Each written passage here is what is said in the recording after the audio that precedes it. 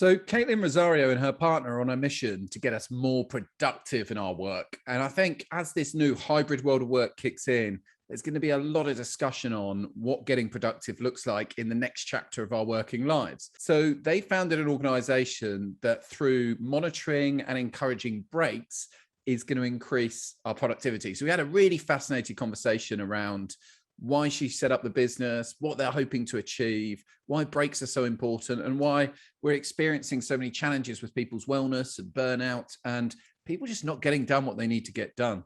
We also discuss work-life balance and whether that's something that's realistic or if we need a new model, and also what it's been like for her to set up a business on the side alongside her day job and try and grow both things at the same time. So there's a lot in this for people, whether you're running your own business or you're looking to get more out of your employees.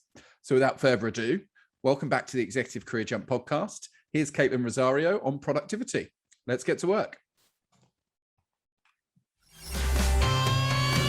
You're listening to the Career Jump podcast. Insights, interviews, and success stories to inspire and give you the edge when you make your next career jump. Hosted by your career concierge, Andrew MacAskill.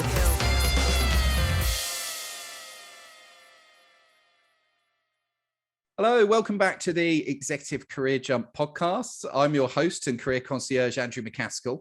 I'm delighted today to be joined by Caitlin Rozario. How are you doing, Caitlin? I'm so well, thank you, Andrew. How are you? I'm really, really good. And I'm excited to talk to you today about productivity because I've seen some of your content, seen some of the stuff that you're doing with Interlude. And I think what you're doing is going to make a really big difference. So for the listeners who haven't heard about you and this productivity movement that you're creating at the moment, tell us a bit more about it.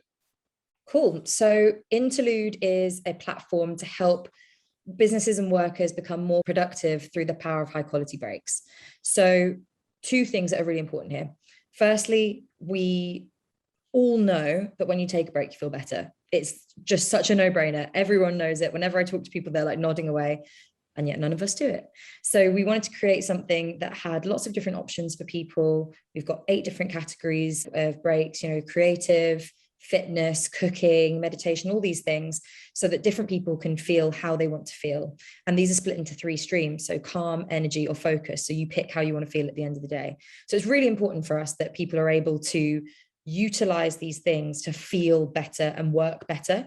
And that plays into the second thing, which is that we are not about toxic productivity. We are not about this horrible capitalistic idea of productivity that I think is becoming a bit of a dirty word at the moment, and rightly so. We are about helping you get through your day, get your jobs done, get your tasks done, and feel great while doing it, and feel great at the end of the day, and start the next day feeling good and feeling excited about your work. And it's a really great cycle of just feeling good and doing good work. Yeah, well, as a business that's aiming to help end career-based misery, I am on side in terms of everything that you're saying there. Tell us a little bit more about how this came about then. Where did the origin story, I guess, what was the inspiration for starting to tackle this problem? Yeah, so during lockdown 1, my partner and I were living separately, because we'd both gone home in the pandemic. And we had both previously been very, very good at working from home. Will had been working from home for a long time with his jobs. I had also done a master's after working for a few years. So I'd gotten into a really comfortable rhythm of working from home. Pandemic hits, all of that is out the window. So I was finding it very, very difficult to focus, staring out the window all day, staring at my laptop, not getting anything done. Will, on the other hand, was waking up at the normal time, 6 a.m., whatever, but instead of getting ready for work and commuting, was just opening a laptop, getting started, and doing that until his mum put the dinner on the table at 7, 8 p.m., whatever it was. And we both just realized that we were super unproductive in very different ways. And we actually call this a spectrum of unproductivity, because wherever you are on it, you're still feeling terrible and not doing very good work. So then Will wanted to learn how to code because he was on 80% time. I was on furlough, and he wanted to have a project that we could work on. And he started thinking about, it actually started as games, like brain games as breaks, but it actually turns out it's very difficult to code those. So that's why we started thinking about other ways of taking breaks. And we wanted to think about this, like I said, this big mix of activities. So we looked at what was out there, and mainly it's just meditation apps. And meditation is an amazing thing, but not everyone wants to meditate, and not everyone wants to meditate all the time. So instead, we did some reading, looked at what was important, what sort of breaks were good for people. Turns out there's loads. And obviously the ones we have are not exhaustive. There are a lot of things to do away from a screen, but this is where we are at the moment. So we've got high intensity workouts, yoga, stretching, writing, art, cooking, affirmations, and meditations. And all of these things have different benefits. So we just got to a point where we were like, we could just make this ourselves and just put this out and see if people like it. And so far, everyone has really liked the idea. Oh, well done. I love that. And I'm really interested that you included cooking, because cooking for me has almost been like a meditative process. Like that is absolutely what I do to switch off. So why did you include cooking in particular? Like, tell me what that tends to bring. There's actually a few reasons. There's a lot of research that shows that kind of menial tasks that aren't anything intellectual are really good for divergent thinking and problem solving. So a lot of the time, our brains are just clicking away in the background and we don't even realize. And the time that I realized this is going to sound really like not that much of an epiphany as it was, but honestly, it was a big thing for me. I couldn't remember my PIN for my online banking because I never used it. And it was driving me insane. And it was like, when it's right here, right on the tip of your tongue. And I was like, oh, it's so annoying. Couldn't get it, got locked out of my account, whatever. And then I was on the tube like a week later and the number literally flashed up in my brain. And I was like, oh, it was working in the background the whole time. So cooking is one of those tasks that's really good for that, because you switch your brain off and you're thinking about the recipe. You're thinking about, oh, do I want to tweak it? Like, you're trying not to cut yourself or burn yourself or anything. It's really, really, really good for switching off the really active part of your brain and getting more into the creative side of it. The other thing is that people kind of either love cooking and they're like, oh, this is a great thing, you want to do it, or they're like, I'm not very good at cooking, but here are some really nice, easy, delicious recipes I can follow. So it's just great from all angles. And we've got an incredible chef who we're working with, who is just the most charismatic person ever. So it's actually fun to watch as well. So really excited about those ones. Yeah, because you are producing something, as well as it being, menial tasks and you're zoning out of whatever you might be stressed about. You are actually producing something. There is there's nothing more satisfying than providing something for others that they really enjoy as well. So yeah, and I've eaten all of them because research purposes. Well, yeah, when we did the filming, we couldn't let it go to waste, and it's all very delicious, I must say. Oh, love it. Very, very cool. That's really interesting what you said about how the brain processes information as well, because I think all of us have had that experience of either in the shower or out running or something, like coming up with an answer to something that we haven't been able to solve. Yes. So like, what's going on there so how do we end up, it's kind of feels counterintuitive, but almost stopping thinking about the problem might be the best way to solve it. Yeah, definitely. I mean, I won't try and go into the science. I understand it when I read it, but I'm not going to try and repeat it back to you. But it's the general thing of like, when you're in a brainstorm or something and people are like, give me ideas, and you suddenly have never had an idea in your life and you can't think of anything. It's almost like that. It's like when you put yourself on the spot, you're just almost, I think sometimes we focus too hard on something. Whereas when we come back and step back and do these kind of tasks that let our brains switch off, I feel like it's letting your brain draw on all of your experience and all of your knowledge to kind of come to an answer, rather than being like, what are the specific things that I'm thinking about here? That's obviously the kind of figurative answer to that. Literally, there's a lot of research into why this happens neurologically, but it's kind of magic that just taking some time, everyone has experienced that. Like you said, like it is crazy when you're in the shower and you're like, light bulb. Yeah. Happens all the time. Yeah, it really, really does. And I think it's a kind of a flow state whereby it's not anxiety driven, is it? You're not like anxious or stressed about solving it.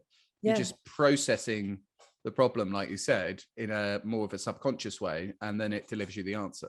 Yeah, and I also think there's something to be said for when you're doing these other things, you're letting new experiences happen at the same time. So often when I'm feeling a bit stressed, I'll go for a walk and I listen to a podcast and someone will say something where it clicks and I'm like, there it is, that's it. A new piece of information has entered my brain and I'm like, that's what I was looking for.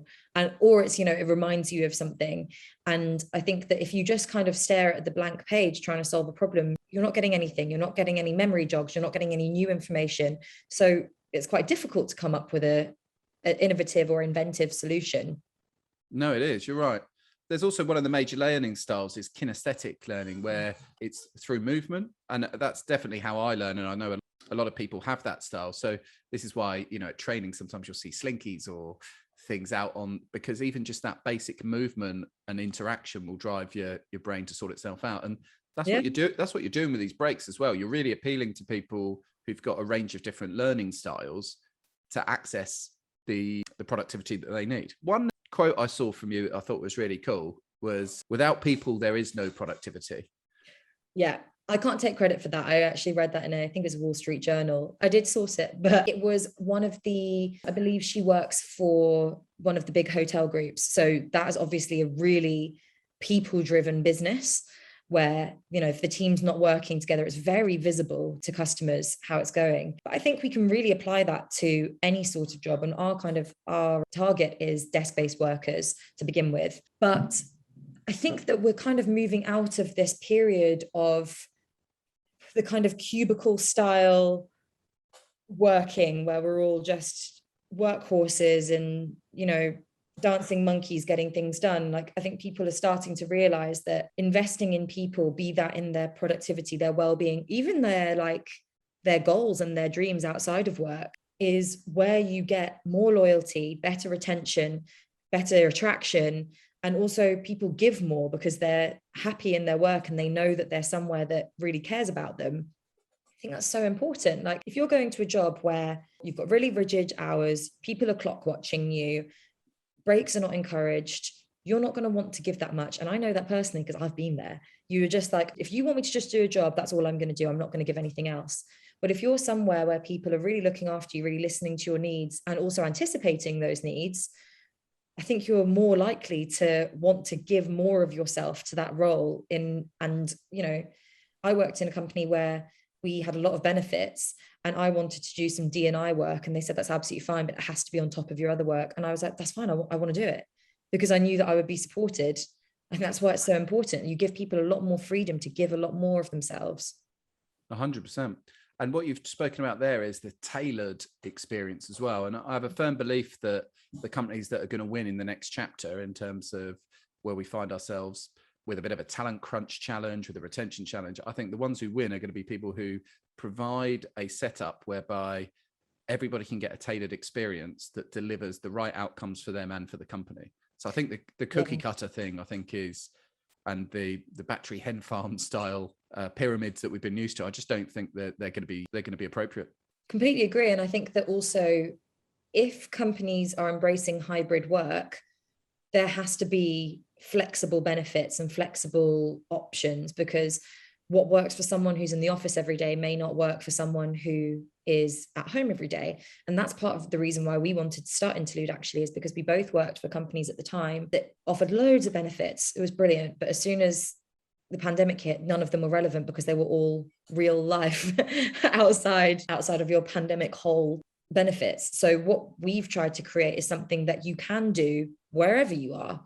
So our art classes, for example, there's loads of things that you can do on the back of an envelope with a biro. In fact, one of our artists is a biro artist. It's unbelievable. Like, the things she makes are incredible. You can also, obviously cooking is like harder. There's ones that are more difficult, but we've got stretching that is just at your desk. You literally could just sit there. I've been doing this in my office, in my day job, and people join in. And it's like, it's infectious because people are like, that's a great idea. I also feel really creaky. I will too give myself a little stretch out.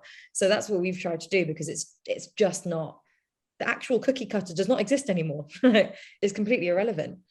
Yeah, all bets are off. So is there an optimal amount of breaks for somebody? Or talk to me about that. I've heard of, the Pomodoro technique and various other things that have been bandied around, but what's your thoughts on that? Is there an optimal amount? Yeah, so I love the Pomodoro technique. I find it most useful when I'm doing a task I really hate, because you're like, I just need to get through 25 more minutes. And also I'm super competitive. So I'm like, I can miss my break and do the next one. So I think that can be really, really useful.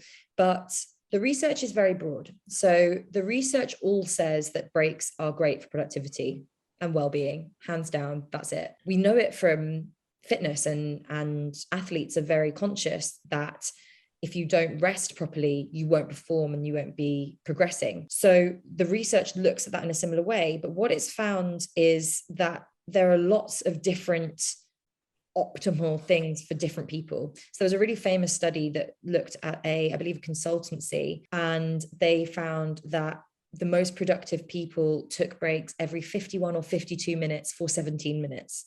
Super specific. There is no corroborating study that shows exactly the same. So actually what all the studies show is they don't agree on how long you should take breaks for, how often you should take breaks, or what you should do for those breaks. I think what that shows is that it's very, very personal. And I also think that it's personal, and you're a different person day to day, morning to afternoon. So I think that the key thing there is that breaks are good for well-being, for productivity, but how you take them, when you take them, that's kind of up to you, which is why we offer 3 different subscriptions. So we do 30 minutes, 45 minutes, or 60 minutes. And we're really at pains to say that that is not a good, better, best structure. That is a what suits you structure. Are you someone who needs to say, okay, this is it, 30 minutes will suit me, but I'm going to do it and I'm going to do it really well? Or are you someone who's like, when I take a break, I want it to be a 30-minute break. I want it to be a longer break, in which case maybe the 45 or 60 suits you better. So we want to offer those things so that you can really look at how you work, look at your energy levels, look at the things we have on offer, and go from there. I love that. Hey, everybody. Sorry to interrupt the podcast, but I wanted to tell you very quickly about how Executive Career Jump can help end your career misery. So when you hit our website, there's 3 different ways that our digital resources can help you. For a start, if you're looking to jump in to a new role, we've got the premier online job search course that you're going to find anywhere. There's a number of different memberships to help you understand what you want and how to go and get it in this current environment. So we're here to help you if you want a new career. We've also got a section if you want to jump up in your career. And so this is all about our online leadership hub, which is a platform full of content, includes 2 meetups per quarter and a whole thriving community of leaders trying to become the best leaders they can be. Go and check that out too. And the third area in our website and the other digital course that might help you is our business launcher course. So we've created the business launcher program that we wish we had when we were setting up on their own. So if you've decided to jump off of the employment stream and start up on your own, make sure you head over and check that out too. You can find all of these resources, a bunch of free content, links to previous podcasts and more at execcareerjump.com. That's execcareerjump.com. Now, back to the pod. So what do companies need to be doing to think differently about the well-being of the people, the freelancers, the subcontractors that work with them? Yeah, there's just so much. Like, we work a lot with freelancers. In fact, we don't have any employees, but we've worked with so many freelancers. And I mean, rule number 1 with freelancers, pay people on time. that will save a lot of heartache. But also, I think it's really important now. The gig economy is huge now because of the pandemic. And we have a team offering because we want people to be able to look after the people who are working with them for short periods of time. And also we want people to recognize those. We want the freelancers to say, oh, that's really cool. That's a differentiator. You actually, just because I'm not, on your books full time doesn't mean that you don't care about me. And we think that's really important. I also think that people who work freelance and contractors and people working in the gig economy have a very different way of working to how those of us who work desk jobs do. You've got a lot of plates spinning. And I really admire them for that, because when you're a freelancer, you are your own accountant, manager, you're doing all of the jobs. So I think that they probably need it more than most people, because it's very difficult to switch your brain from different projects all the time. So I think it's really, really important that we look after freelancers and contractors the same way we would look after employees, the way I hope people are looking after employees. How we get paid is just a mechanism, right? Exactly. It's still humans on the other side of it. Absolutely. So where do you see this going? What's your, vision for where this business might evolve to?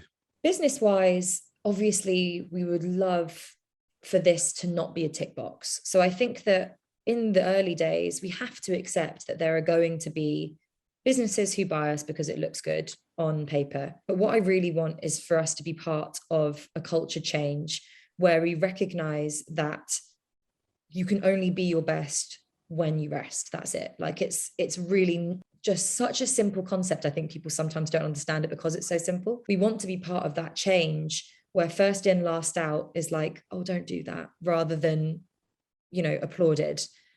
When I started working, I had just graduated from Cambridge. So there's obviously a lot of real high flyers, really, people doing such amazing work. But all I was seeing was it was Snapchat back then that we were into, but like Snapchat posts of people going into empty offices in the morning and leaving at like 2 a.m. and going back at 7. I was just like, even earlier than that.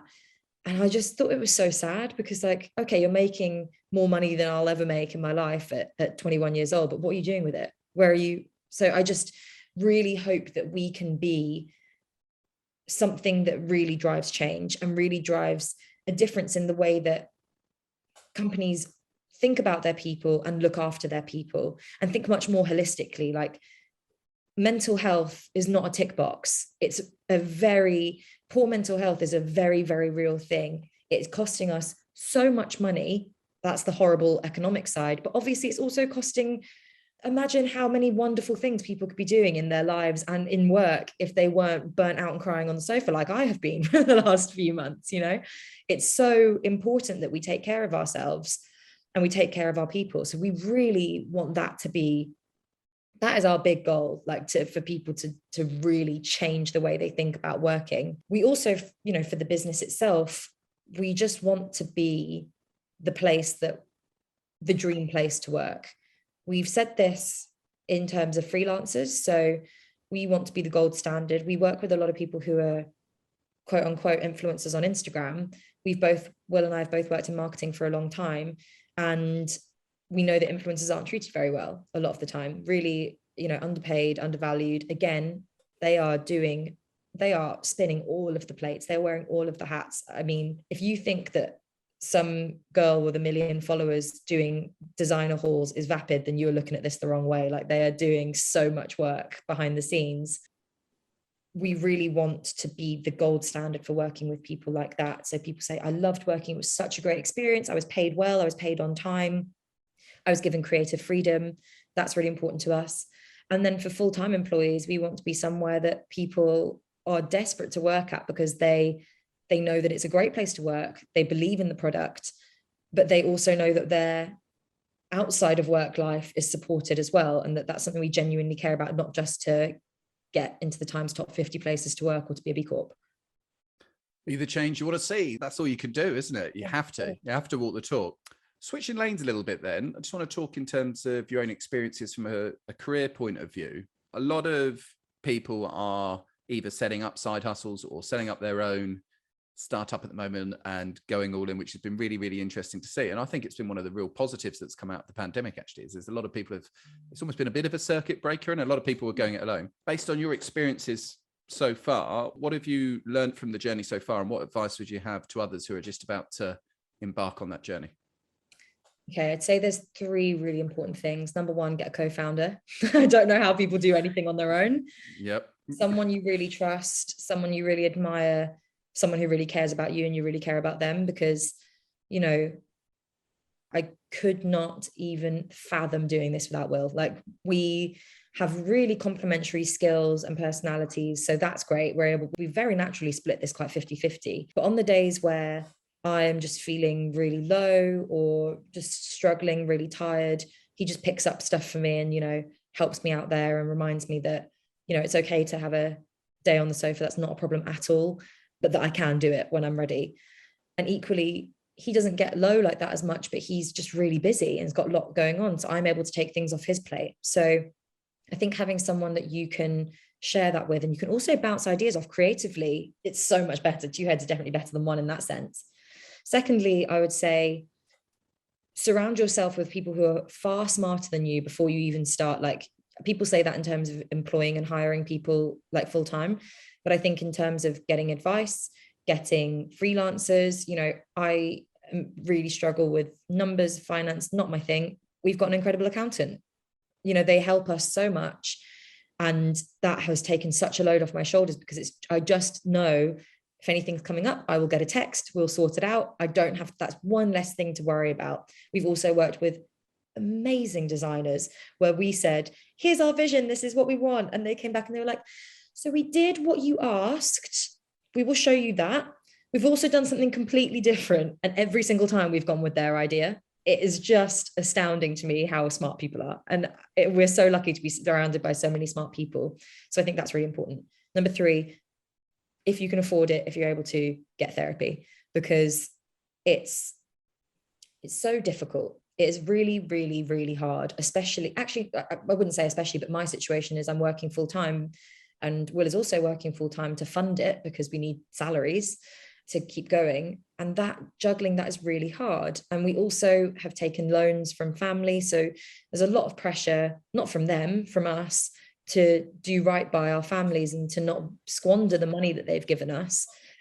So the anxiety and the depression that comes with that can be really hard. So I think that having someone that you can speak to, in my case, a fabulous therapist in Devon, who I speak to once a week, is just so great to either be validated by them saying, no, that is really tough, that's really hard, or to be like, okay, that happened, how do we move on from it? I think it's just so important. And I know therapy can be expensive. I know that it's not the most accessible thing in the world, but there are quite a lot of resources that are out there at the moment that people can access. So I think it is worth doing a little bit of digging to find something. No, thanks for being so open about that. I think it's really a good conversation to have. It really struck me when I've worked with colleagues in the US and, I've been out there to visit them, or I've been managing people in the US, how different it was, their view of therapy versus the UK. Like, it would just be openly in people's diaries as if it was a trip to the dentist or a PT appointment. It wasn't something that was kept undercover at all. And I think we've got a long way to go domestically in the UK. And people like yourself being open about that, I think is really important. So thanks for doing so. I think I don't think everyone can talk about it because everyone's got different experiences. Sure. And I think that is the reason why people like me who do feel comfortable talking about it absolutely must, because that there might be someone listening who would never feel comfortable saying anything, but is like, oh, it's not just me. Like, okay, spending a day on the sofa. Honestly, Andrew, I was in such a tailspin a few weeks ago. We've got a great balcony that's west facing, so we get great sunsets. I just cry at sunsets. Why? Like, I would just be like, it's just so beautiful and everything's so difficult. And it's just, if people understand that it's not even necessarily always about big things, sometimes the tiniest thing can set you off. I think it's really important that me, being someone who's very happy with oversharing, lets other people know that is not only normal, it's fine, and you can get help for it, and you're not weird, you're not crazy. It's just, life is really tough. 100%. Love that message. And that's a really nice way to finish the conversation. If anybody who's listening wants to work on their productivity or the productivity from their team, what's the best way to reach out to you, Caitlin? You can follow us on Instagram at interlude.digital. You can get me on LinkedIn. I'm Caitlin Rozario with a Z. I'm sure you'll have it spelled out. And I'm on Instagram as well. I'm very Caitlin Amy Rozario. I'm very into chatting to people. I love talking about people's problems with them, trying to help people through them. I'm very happy to talk to anyone about anything. I would probably talk to a mop about anything, to be honest. So people are more than welcome to get in touch with me. Love that. Well, it's been really good talking to you today, and your passion for the topics really comes through. So keep up the great work. I think it's a very, very important topic, and I think there's massive gains to be had for everybody if you're able to bring this vision to life. So thanks for coming and share with us. And if you're not currently connected with Caitlin, make sure you reach out following this podcast. Thanks for your time. Thank you so much. You've been listening to the Career Jump Podcast with Andrew MacAskill. For more resources and information, just head over to the Career Jump website at www.execcareerjump.com to supercharge your job search and start making moves. Let's get to work.